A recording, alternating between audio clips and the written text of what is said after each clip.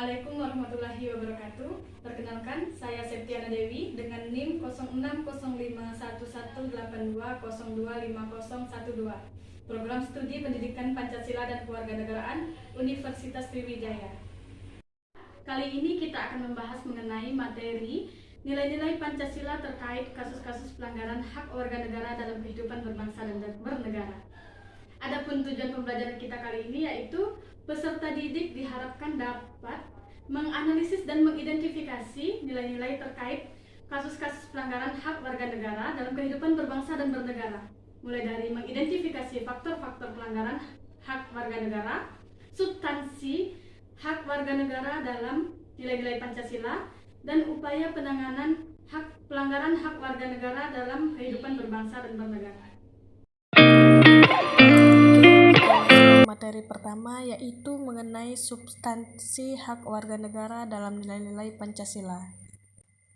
Yang pertama, di dalam nilai dasar Pancasila, yakni dalam nilai ketuhanan, nilai kemanusiaan, hak warga negara di dalam nilai persatuan, nilai kerakyatan, dan nilai keadilan. Nah, berikutnya substansi hak warga negara di dalam nilai instrumental Pancasila, yang salah satunya adalah hak atas kesamaan kedudukan dalam hukum dan pemerintahan. Dan yang ketiga yaitu hak warga negara di dalam nilai praksis Pancasila, yang mana dalam nilai praksis Pancasila ini dapat terwujud apabila nilai-nilai dasar dan instrumental dari Pancasila itu sendiri dapat dilaksanakan dalam kehidupan sehari-hari oleh seluruh warga negara. Oke, kita masuk ke materi selanjutnya yaitu mengenai faktor-faktor penyebab kasus pelanggaran hak warga negara, yang mana terdapat sikap egois atau terlalu mementingkan diri sendiri. Faktor selanjutnya rendahnya kesadaran berbangsa dan bernegara.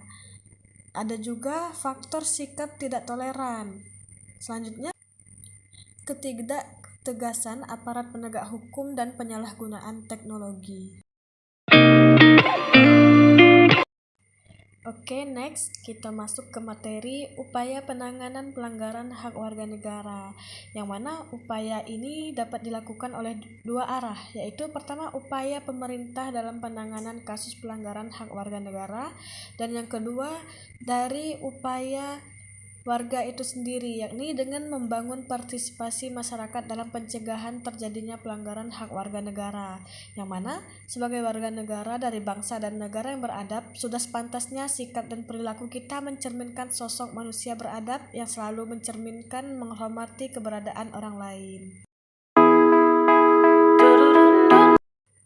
Oke, selanjutnya akan ditayangkan sebuah cuplikan video mengenai kasus pelanggaran hak warga negara. Silahkan dicermati. Kasus salah tangkap hingga penganiayaan yang dilakukan oknum polisi terhadap pelajar SMA memasuki babak baru. Dua anggota Satuan Intelijen Polres Palu, Sulawesi Tengah yang terlibat dalam peristiwa itu kini ditetapkan sebagai tersangka. Penetapan itu setelah dilakukan proses pemeriksaan terhadap 3 orang anggota Satuan Intelijen Kepolisian Resor Palu. Dilansir Kompas.com, dari hasil pemeriksaan penyidik Propam, 2 anggota Intel ini dikenakan 2 pasal, yakni pasal 3 huruf G dan pasal 5 huruf A. Pertama, penyidik Propam menilai bahwa tindakan tersangka tanpa didasari informasi yang cukup telah melakukan tindakan represif. Kemudian, tersangka mengetahui bahwa yang ditangkap bukanlah pelakunya, namun oknum polisi itu tidak segera menolong korban salah tangkap. Kemudian, tersangka mengetahui bahwa yang ditangkap bukanlah pelakunya. Oknum polisi itu juga tidak segera menolong korban salah tangkap, namun malah membiarkan korban dalam keadaan luka.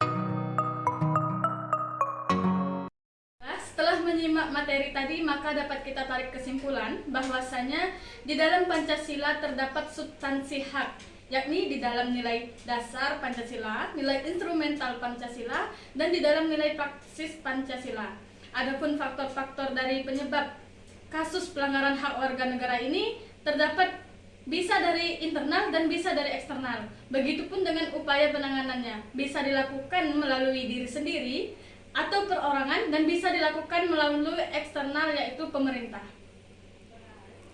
Saya akhiri untuk pertemuan hari ini, akan kita lanjutkan di pertemuan selanjutnya. Terima kasih. Wassalamualaikum warahmatullahi wabarakatuh.